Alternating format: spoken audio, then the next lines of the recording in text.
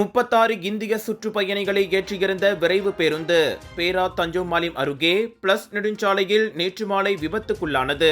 கோலாலம்பூரில் இருந்து ஈப்போ செல்லும் வழியில் திடீரென கட்டுப்பாட்டை இழந்த பேருந்து சாலையின் வலப்புறம் தடம் புரண்டு சாலை மையத்தடுப்பை மோதி நின்றது. அதிர்ஷ்டவசமாக பேருந்தில் இருந்த 4 பெண்கள் உள்ளிட்ட 36 இந்திய பிரஜைகளும் காயங்கள் இன்றி உயிர் தப்பினர். முவாலிம் போலீஸ் தலைவர் அஸ்னி நாசேர் அதனை உறுதிப்படுத்தினார். பயணிகள் பின்னர் வேறொரு பேருந்தில் பயணத்தை தொடர்ந்தனர். உங்கள் சிறந்த ஆரோக்கியத்திற்கு அளவான எண்ணெயுடன் சிறந்த முறையில் தயாரிக்கப்பட்ட சைவம் அசைவத்திற்கும் பொருந்தும் சூப்பர் ஊறுகாய், பச்சை கொடி சிவப்பு மீன் சின்னம் கொண்ட ஸ்ரீ மீனாட்சி ஊறுகாய்.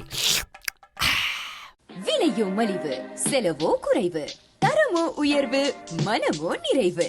மக்களின் தேர்வு என்ரிகோஸ் முழு ஆடை சத்துள்ள பால்மாவு.